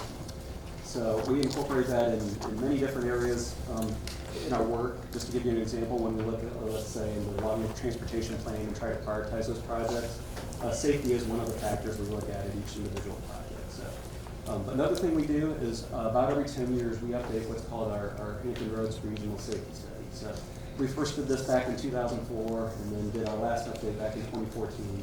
And we've recently started the update with the hope that we can complete this update here by the summer coming up here in 2023. One of the issues we have with safety, and especially now it's a particularly critical point, post-pandemic safety has become even more of an issue, not just in our region, but also throughout the state, throughout the country. What I show here is the number of crashes, the number of injuries, and the number of fatalities that occur in Hampton Roads each year. From the year 2012 to 2021. So the light green at the top shows the number of crashes. Any given year we have about 25, 26, 27,000 crashes in our region. We had a dip in 2020 during the pandemic, but by 2021 that had increased right back up to where we were prior to the pandemic. Same thing with injuries. We have 15, 16,000 injuries that happen in traffic crashes in our region every year. That also dipped during the pandemic, but has returned to the same levels we were seeing prior to the pandemic. However, the red line you see there in terms of the number of deaths, fatalities in our region that happen on our roadways, and it's just been up and up and up, unfortunately. So you go back to 2012, it was right around 100 fatalities in our region. Go ahead to the pandemic in 2020, even in spite of so much stay at home, the number of fatalities increased, and then you go on to 2021, big jump in the number of fatalities. So we had 179 fatalities in our region in 2021. So now we're talking almost one every other day throughout the whole region, over and over and over. So, looking preliminarily at the 2022 data, that won't be finalized till about April. We do think we'll see a slight decrease, maybe in the 160 to 165 range, but that's still well above and beyond what we normally used to see years ago, and it's definitely a level we would consider unacceptable in any rate. Yeah. I was wondering, in your report when it's done, do you plan to break out like biking and walking fatalities? Because it seems to me like it's disproportionately a concern. Yeah, and actually we do know those numbers. There was a big increase in those in 2021. I think it was about 40 that happened in our region out of those 179 you saw there involved a bicyclist or a pedestrian. And the same thing, that jumped tremendously in 2020. But yes, we do look at that separately. Fortunately, I guess you could say, there is a new program in the Infrastructure Investment and Jobs Act that's specifically devoted to improving safety. It's called the Safe Streets and Roads for All. Acronym is SS4A, so that's probably how I'll refer to it as we go throughout the presentation here. And that is money that's available for various safety improvement projects throughout the country over the next 5 years. It's a total of $5 billion that's currently available. That number will actually increase a little bit based on further legislation that happens. So it'll be more than $5 billion, but somewhere in that ballpark. Similar to the rail crossing study I showed you, localities or whoever submits for them has to provide a 20% local match if it's an implementation project. If it's simply for safety planning, those grants are available as well, and the federal government will pay for 100% of that. Now, as part of this program, if you want your project that you're submitting money for to be eligible, that project must be identified in what's called a safety action plan. So we're aiming for this study that we're currently doing to serve as a safety action plan. So all the cities and counties in our region can use this plan, say that their projects are included in it, and then be eligible to apply for these federal funds. To be considered a safety action plan, there's certain steps that US DOT requires. I showed here, it's a little difficult to read, but for example, a leadership commitment, which our agency is serving as a leadership commitment for this effort. The planning structure, for example. Yeah, exactly. So SS4A oversight. So we set up a special committee for this study that'll help us provide the oversight for this effort. Some of the inputs you must include in it, for example, a safety analysis, which is we're currently undergoing. Engagement, collaboration, so with all of our stakeholders, we're definitely doing that, and then equity considerations, which I will detail a little bit later. And then some of the outcomes you have to get from it. So for example, choosing strategies and countermeasures based on the analysis you've done, prioritizing your projects, and then evaluating after the project is complete. So we want to make sure this study that we're doing here fits all of those bullets that you see there, so it'll help the cities and counties in our region be eligible to get some of this funding. So in terms of, yeah. So are we building on an existing safety action plan, or are we creating or initiating one? 'Cause it seems like, you know, the safety action plan should be at the essence of what we're doing. Yes, and the answer is sort of. The study that we've done, the ones I showed you in 24 and 2014, Right. served as a regional plan, but some of the things that you saw on the last slide were not included a part of it. So yeah, now we're having to go back, not only update the last study, but make sure we do every step of that process. So that's why I say sort of, I guess, sort of. And do all the steps required for the grant application. Exactly. Specific. Now that we have a program that lets us know what they're looking for in terms of a region, we want to make sure we meet our goals. So in terms of this study in particular, and what it'll include, we will have a vision and goals as part of it, working with our safety study working group to help us determine what the vision of the region should be and what some of the goals should be in terms of improving safety. We'll look at regional safety trends. That's some of what I just showed you earlier in terms of what are the regional trends in crashes, injuries, fatalities. What's going on in individual jurisdictions, are there ones where crashes are more of an issue than other jurisdictions? And also a comparison with other metropolitan areas. Do we have certain safety issues that are more prevalent in Hampton Roads than other comparable areas?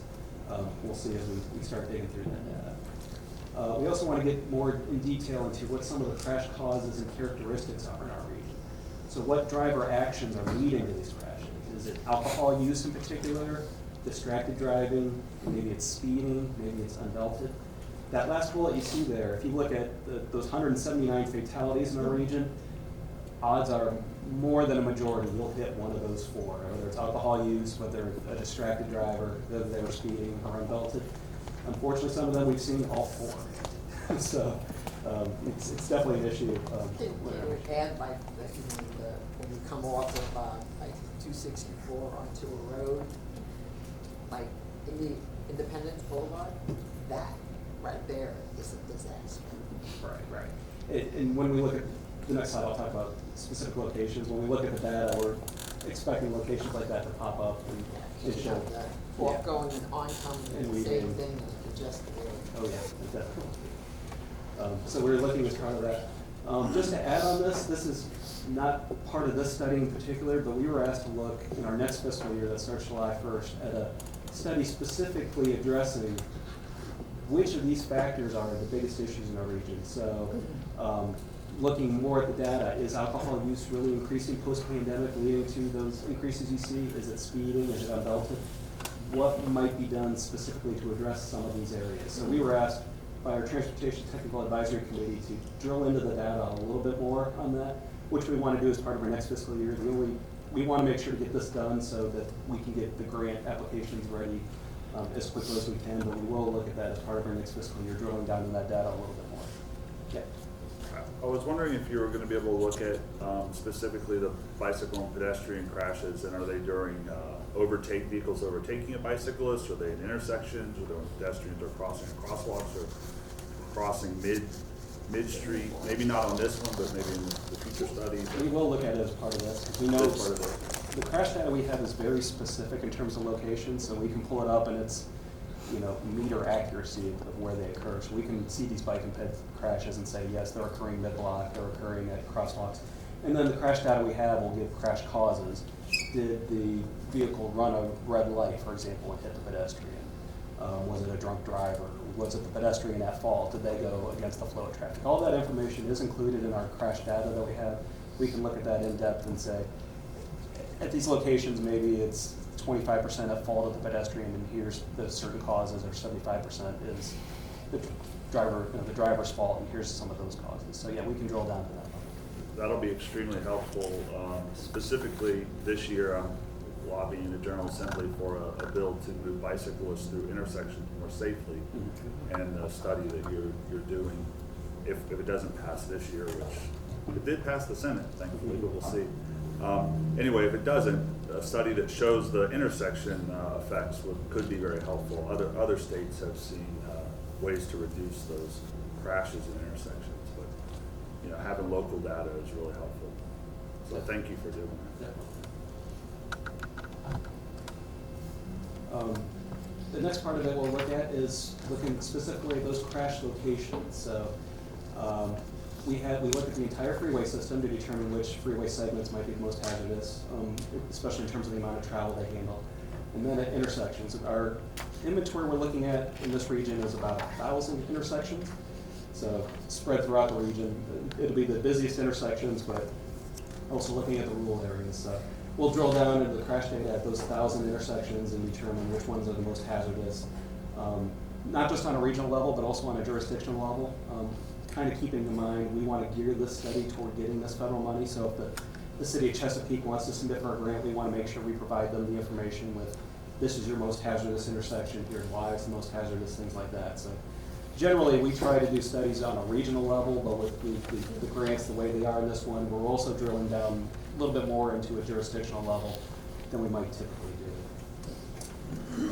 The second bullet, potential for safety improvement. This is a engineering factor that we look at, and the easiest way I can describe it is, if you fit all the traffic data from let's say an intersection, the number of vehicles that go through, does it have a traffic signal, does it have what are speed limits, things like that. If you feed all this into a model, it can model for you, we expect this number of crashes to occur. Let's say it's 50 crashes. However, your crash data says there are 100 crashes. Well, then why are there so many more crashes than we would expect at this location? That is what's called potential for safety improvement. So we want to feed that information into this as well. So maybe a location has a lot of crashes, but based on, there's 80,000 vehicles going through it, maybe you would expect that. But another intersection has the same number of crashes, but it only has 20,000 vehicles. Why is so much going on there? So we also want to feed this information into it. This is an analysis that VDOT updates every year throughout the whole state, and so we're tying in the VDOT data on that into our HRTPO analysis of the locations of crashes. We also want to incorporate other measures. Just to give the example, equity again, as I showed you on the previous slide, equity is a consideration that needs to be included. So we'll look at these locations, are they in a US DOT disadvantaged area? We can drill down to the data even more for high crash locations. What percentage of travelers through that intersection might be from disadvantaged communities, for example? Tie all that information in, and it's great information that we can provide to the localities if they want to include that information for their grant. That might help them get the federal funding for that. Mr. And then, Davis, yeah. is there any sort of an index, that sometimes it's in general statistics, so many fatalities per mile driven. Is there any sort of index that can be used to make comparisons about the circumstances of crashes? So for our study, when we look at freeways, we do it generally based on the rate per amount of travel. So freeway segments vary in length and they vary in the number of vehicles they carry. So we usually try to break it down to the amount of vehicle miles traveled on that segment and then try to normalize it through the whole region using that. In terms of intersections, we give both the total number at the intersection, and also per entering vehicle. So that gets you more of a rate that you can kind of compare better. But it's interesting when you talk about intersection improvements, because maybe if you, let's say, extend a left turn lane, for example, maybe that'll help with it. Well, the number of crashes might be a big deal because there's so many that use it, or maybe the rate's a big deal. It's really kind of interesting. How do you compare the two and try to determine what's the best? So in terms of this study, we'll look at it both ways. Here's the intersections with the most crashes, but here's also the intersections with the highest rate of crashes. Some locations, unfortunately, are both. We've seen, just to give an example, George Washington Highway, Victory Boulevard in the city of Portsmouth, to give an example for you. That's number one in both for the city. And it has been for years that we've seen it through. Other cities that, maybe it varies quite a bit, but there are ones where it's both. So, when you get information like that, we know, yeah, that's definitely a location that we need to drill further in detail in terms of what are some countermeasures that we can help with that. I understand that in the Pacific Northwest, either Washington or Oregon is entertaining the idea of eliminating right turn on red because of the pedestrian and bicyclist hazards that may pose. And I would hate to see that go away, but I do think that something has to be done to improve the performance, because some people just do the right turn without the stop. And once again, that's something we can drill down to in our data, specifically, especially for these high crash locations. If we see, not get too deep in the weeds, but we actually produce an 8.5 by 11 graphic of every intersection, and you'll see what way the vehicles are traveling. So when you look at this map, you can see northbound traffic is way overrepresented. So why is that? And then that's where you really dig into the data. Maybe it's running right turn on reds and they're being collided with in a eastbound vehicle, for example. But that's the type of information we look at as we get into this analysis and figure out where is it happening, why is it happening, how big. That's great that you're going to have those for the specific intersections, especially doing it in-house. It takes a lot of staff time, so thank you for that. And I'm going to ask you to do even more potentially, but understanding that maybe you can't. But some intersections have leading pedestrian intervals, and the recommendation from the MUCDID says to make those no right turns on red when you have a leading pedestrian interval, but I can think of at least one intersection in Norfolk that does not have even a yield to pedestrians yet. It just, probably hasn't, our staff's doing a lot of work. But including that kind of information in your report would be extremely helpful to show that, hey, there's a leading pedestrian interval here. Yeah. Best practices or national standards say, put this type of signage here. Maybe not at every intersection, but certainly specific intersections. So one more thing to potentially consider. Right. I'll talk about that sort of when I get to the countermeasure slide and some of the stuff that we'll look at. But that is the type of stuff we look at. And those leading pedestrian intervals, they are becoming a little more prevalent in our region. Specific city of Norfolk, that's a city that sort of started to put those in some places to help with pedestrian safety, for example.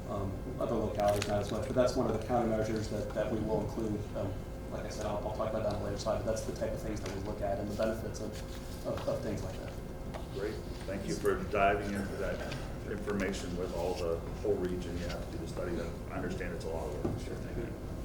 We have a question Not from a question, outside actually your a line. comment. Thank you, Mr. Chair. I did want to point it out, someone mentioned the Pacific Northwest, but we were on a call with the MPO in Seattle, and they were so impressed with some of the work that Keith and his team were doing, so I wanted to put out the plug out saying, I did tell that person Keith's not moving, so he's still there. But honestly, the data that we have, they haven't had that kind of data at a regional level. And I would say we are one of the few MPOs that drills in so much, and I wanted to put out a plug for Keith and his team and the work that they do. And I'll put in a plug for VDOT. It's their database that we use. So when you go back to our previous safety studies, the one in 2004, it was an adventure because VDOT did not have the master database at that time where you could look at the whole state. And when I say VDOT, let me correct, it's VDOT and the Department of Motor Vehicles. They work together on this master state database.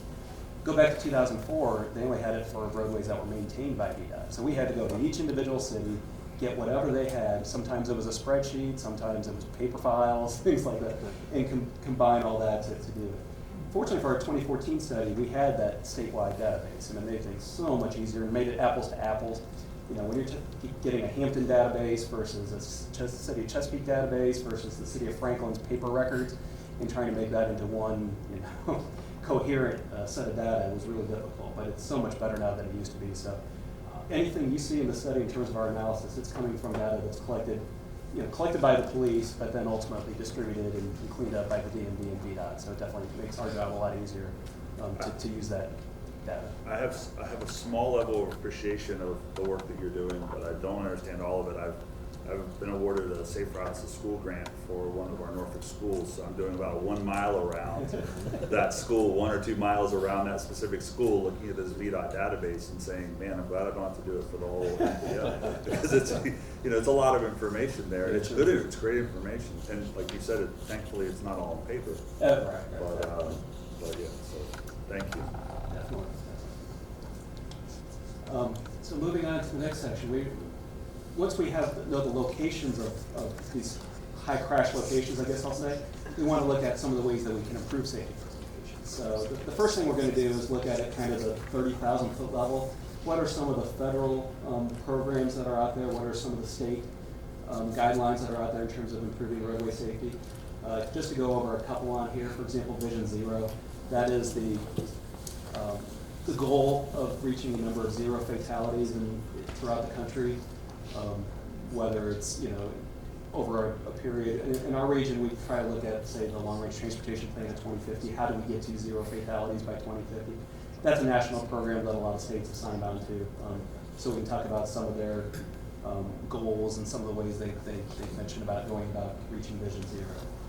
Another one is safety laws. We go over the laws that are in the Commonwealth and how they compare to other areas. Whether it's the primary seatbelt law, and what would be the impact if the state of Virginia used that, for example, and how many states have it or don't.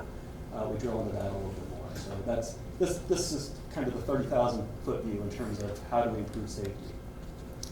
This is also where we'll go into some of the funding sources that I talked about today. I mentioned the SS4A grants, but there's also a Highway Safety Improvement Program. That's a state and federal program that allocates funds to improving safety. The Department of Motor Vehicles also has safety grants. Those are more related to education or enforcement or emergency response, not so much the engineering solutions that HSIP and that program look to do. We're also going to go over an inventory of recently completed projects that were primarily constructed to benefit safety and those ones that are currently funded. And we're also going back and trying to get an inventory of safety projects that were completed.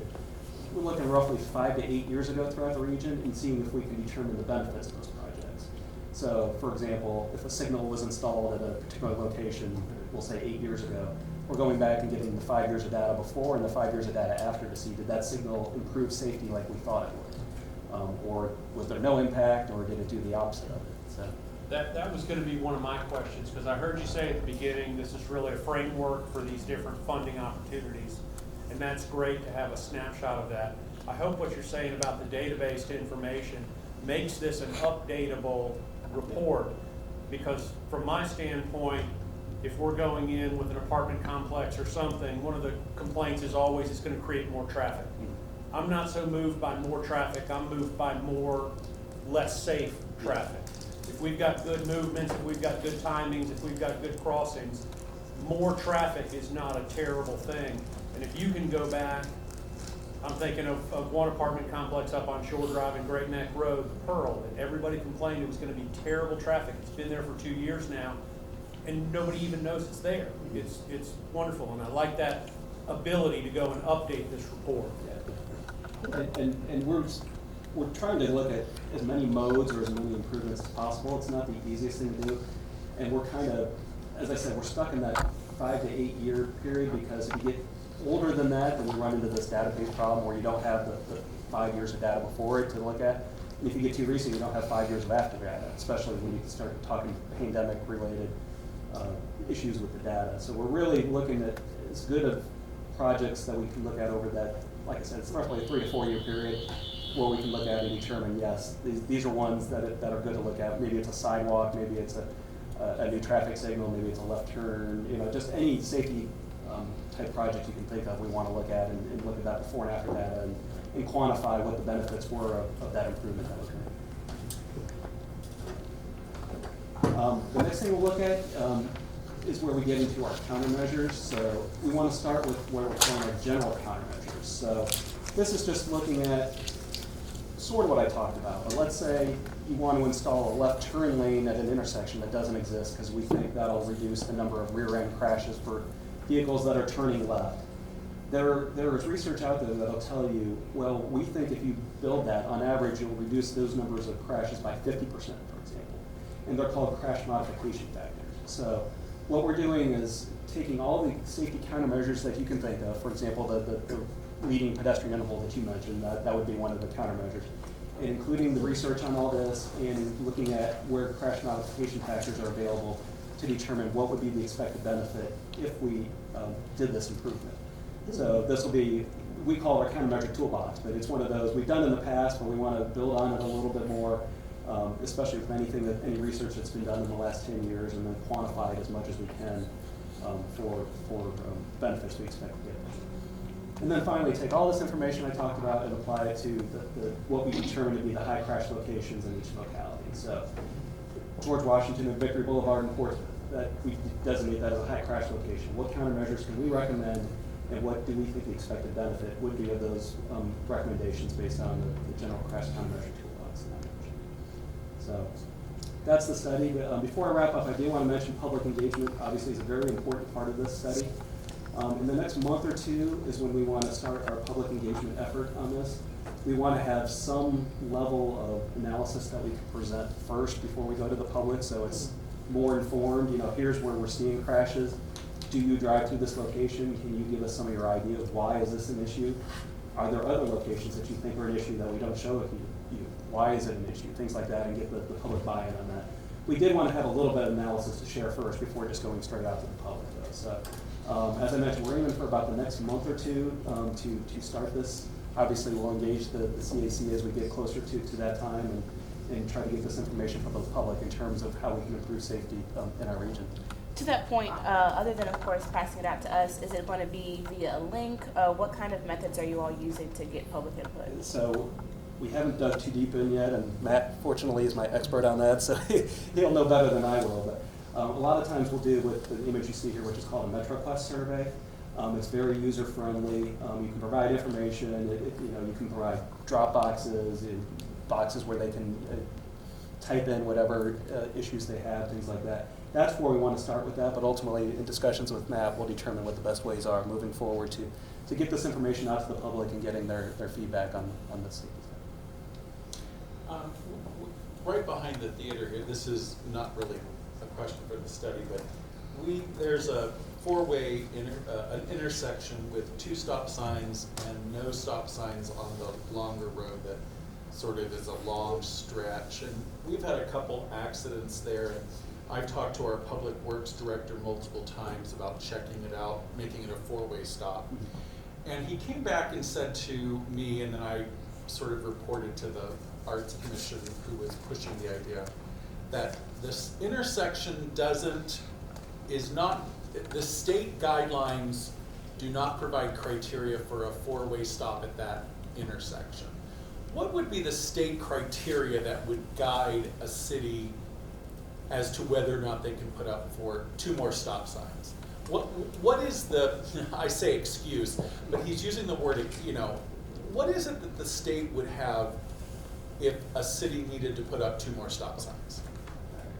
I will speak for traffic signals, and then I will leave the stop signs a little blank because I'm less familiar on that. But for example, for traffic signals, there's what's called the Manual Uniform Traffic Control Devices, METCD. And there's, used to be 12 criteria, it's less now, I want to say it's 8 or 9. And you're supposed to meet one of those criteria to qualify for putting a traffic signal in a location. We have what's also called the political warrant, which it speaks for itself, I guess.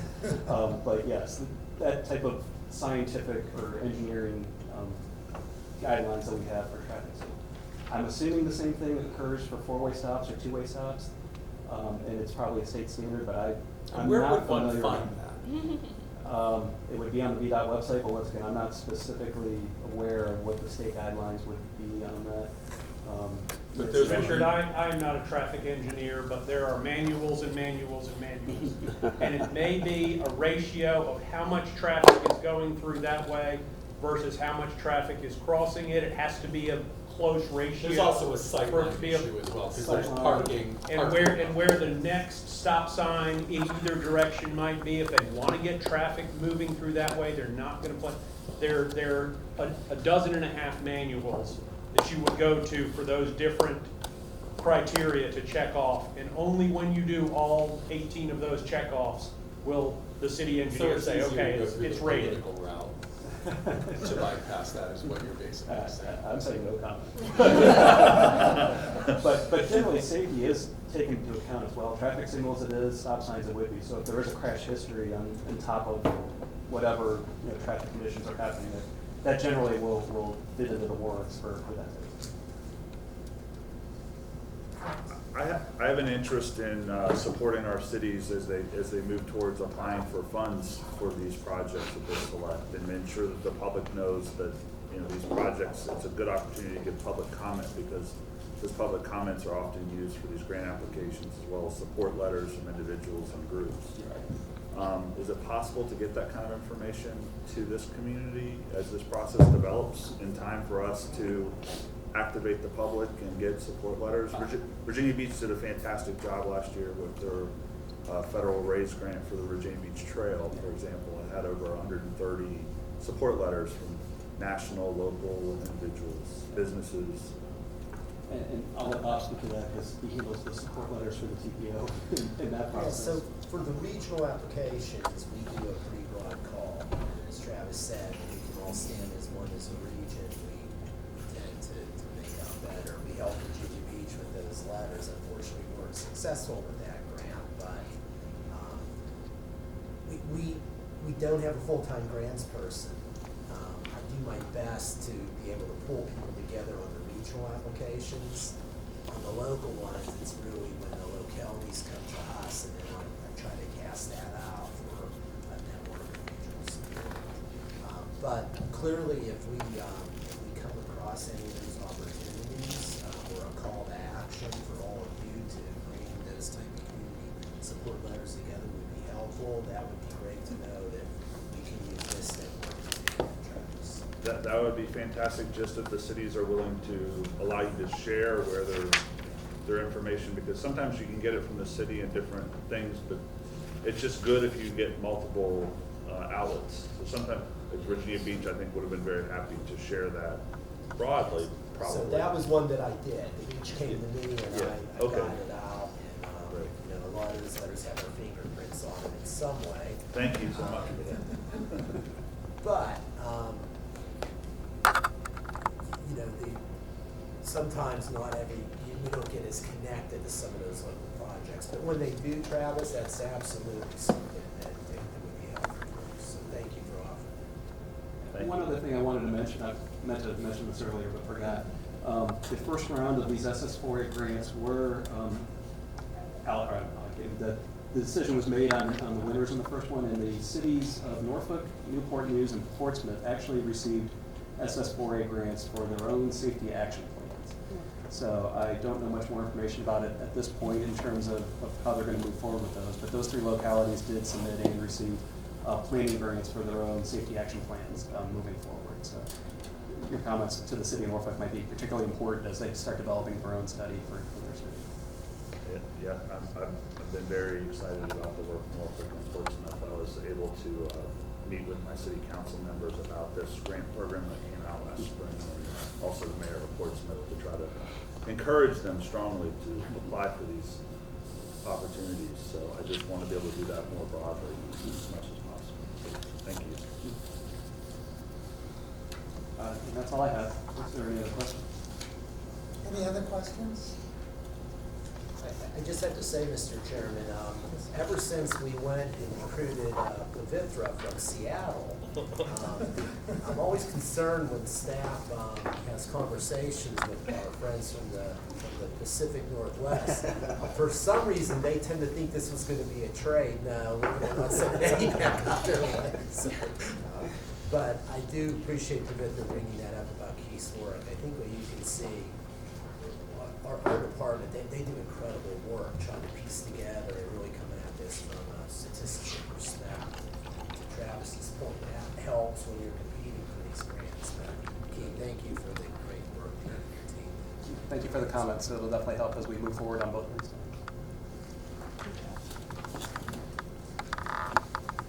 So that brings us to our next meeting date. Does anybody know the historical significance of April 13th?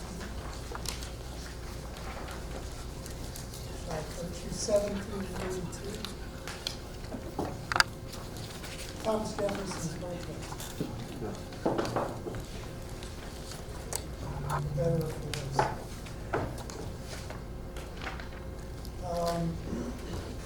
Any old or new business? Yes, sir. A potential meeting space for our next meeting, maybe the new casino. We've all heard about it, so I don't know if it has anything to do with us, but. Through Florence into high rollers room. Now it's smoking section. Yes. I'll take that under advisement, but I don't have any personal contacts at the casino as yet. Mr. Chairman, I would say though, if I could follow up on that, I think ideas for meeting venues like this, again, I can't thank you enough for setting this up and hosting us here. We appreciate it being up in Christopher Newport. Obviously, there's wonderful areas all around the region. But I think we do this with the city managers and county administrators. We meet someplace different every month. But if you have any ideas and Can I say it again? I'll say it again. honestly, if you would like, I could reach out to the city and use those contacts to do that. So, that certainly, I haven't been yet, so that would be my first time. But any ideas like that, please never hesitate to send them my way. I will review those with the chair and Con, and we'll do whatever we can to accommodate. The same thing for topics. If we want to be we heard from you about the offshore wind. You want to hear about that. If you have any other items, please let us know. We'll be certainly get them on the agenda. And one more thing, if I may ask, we would love to get a group photo. I know we lost a couple, but of our community advisory committee out front of the theater, if that's okay with our host. And I know Matt likes to get info on Facebook, etc. But we would love to have a group photo of all of you out front. If you could just, if you could ask for your patience for a few more minutes with us. Thank you, sir. So, unless there is objection, this meeting is adjourned.